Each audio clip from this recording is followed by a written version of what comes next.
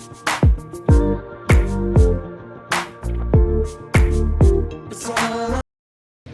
4 రోజుల క్రితం పేపర్లో ఒక న్యూస్ వచ్చిందండి. సంతకాలు ఏవో సంతకాలు ఫోర్జరీ అని కొన్ని మాల్ ప్రాక్టీస్ జరిగిందని కాటన్ మీద దాన్ని ఎంక్వైరీ చేయడానికి వచ్చాము. ఒక బుక్ అయితే ఏవో ఇక్కడ ఏఎంసీ నుంచి హ్యాండ్ ఓవర్ చేసుకున్నారు. కానీ ఆ బుక్లో ఏవో సిగ్నేచర్స్ అని చెప్పి పెట్టున్న ఫస్ట్ పేపర్ వీళ్ళకి వస్తుంది కదా ఏఎంసీకి, అవి వెరిఫై చేస్తే ఆ సంతకాలు ఏవో సంతకాలు కాదు. మరి అవి ఏవో ఫోర్జరీ చేసి ఇక్కడ ఏవో పేరు మీద ఇచ్చారో తెలియదు. బుక్ ఏవో హ్యాండ్ ఓవర్లో ఉంది కాబట్టి మరి ఏవో ఏమో నాకు సంబంధం లేదు, నేను ఇవ్వలేదు అంటున్నాడు. సో అవి ఎంక్వైరీ చేద్దాము, ఎట్లా వీళ్ళు రిజిస్ట్రేషన్ అని చేసుకున్నారు, ఏంటా 18 పర్మిట్స్కి డౌట్ ఉంది. ఆ డౌట్పై ఫార్మర్స్ దగ్గర కూడా వెళ్ళి ఎంక్వైరీ చేసుకుని వచ్చాం. వీళ్ళు కరెక్ట్గా పత్తి పెట్టారా, కొంతమంది ఏమో పెట్టలేదు, వేరే వాళ్ళే తీసుకొచ్చాము అని చెప్తున్నారు. అట్లా కొంచెం కాంప్లికేషన్, దాన్ని ఇంకా వెరిఫై చేస్తాం. అంటే పూర్తిగా తెలిసిందా మేడం? పూర్తిగా తెలిసిందా వివరాలు? పూర్తిగా అంటే ఇంక ఇదే బుక్ ఆయన తీసుకుంది, ఆయన ఇవి సంతకాలు ఎవరు ఫోర్జరీ చేశారు అన్నది అది క్రిమినల్ కేసు అయితే కదా, మేము ఎట్లాగో చెప్పలేము అది ఎవరు ఫోర్జరీ చేశారు అని.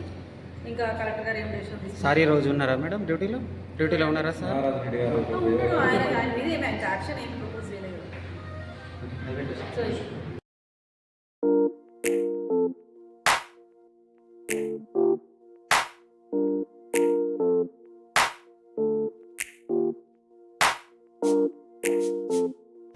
మందీల, పుట్లపల్లి, మిర్జాపూర్ ఆయా గ్రామాల వ్యవసాయ క్లస్టర్లోని పరిధిలోని గ్రామాలలో పత్తి సాగు చేయకుండా చేసినట్టుగా ఆయా రైతుల వివరాలను నమోదు చేసి ఆ గ్రామాల్లో నుండి ఏఈఓల ప్రమేయం లేకుండా వారి యొక్క సంతకాలను ఫోర్జరీ చేసి ఈరోజు అవినీతికి పాల్పడ్డటువంటి హుస్నాబాద్ ఏఓను తక్షణమే తొలగించాలని చెప్పేసి డిమాండ్ చేస్తూ ఉన్నాం.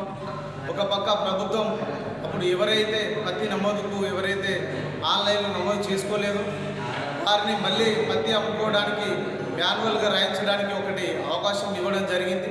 కానీ ఆ అధికారులను ఇక్కడ ఉన్నటువంటి ఏవో కానీ ఇతర అధికారులను వాళ్ళు తప్పుదోవ పట్టించి ఇక్కడ గ్రామాలలో పత్తి సాగు చేయని రైతులకు సైతం వాళ్ళు పత్తి సాగు చేసినట్టుగా సృష్టించి అదేవిధంగా ఏవోల ప్రమేయం లేకుండా వాళ్ళ సంతకాలను ఏవో ఫోర్జరీ చేయడం అంటే చాలా దుర్మార్గమైన చర్య. ఇది తక్షణమే అతన్ని సర్వీస్ నుంచి రిమూవ్ చేయాలని చెప్పేసి డిమాండ్ చేస్తాము. దీని వెనుక ఎవరెవరైనా అధికారులు ఉంటే వాళ్ళకు కూడా వాస్తవం ఉందనే ప్రచారం జరుగుతూ ఉన్నది. ఎంతవరకు వాస్తవం అనేది ఈరోజు జిల్లా మార్కెటింగ్ అధికారి కావచ్చు, డిఏఓ గారు కావచ్చు ఈరోజు విచారణకు వచ్చినటువంటి పరిస్థితి ఉన్నది. దీని సమగ్రమైన పూర్తి స్థాయిలో విచారణ జరిపించాలని చెప్పేసి సిపిఎం పార్టీగా డిమాండ్ చేస్తూ ఉన్నాం. ఎందుకంటే ఈరోజు గ్రామాలలో రైతులకు తెలియకుండా వాళ్ళ పేరు మీద పత్తి విక్రయించినటువంటి సందర్భాలు ఇక్కడ మనకు కనిపిస్తూ ఉంది. అంటే ఇక్కడ అధికారులే మాత్రం ఆశలకు వ్యాపారులతోటి దళారులతో కుమ్మక్క ఈరోజు అవకతవకలకు పాల్పడుతున్నటువంటి పరిస్థితి ఉంది. కాబట్టి సమగ్రమైన విచారణ చేపట్టి బాధ్యులను రిమూవ్ చేయాలని చెప్పేసి అదేవిధంగా క్రిమినల్ కేసులు నమోదు చేయాలని చెప్పేసి డిమాండ్ చేస్తాము.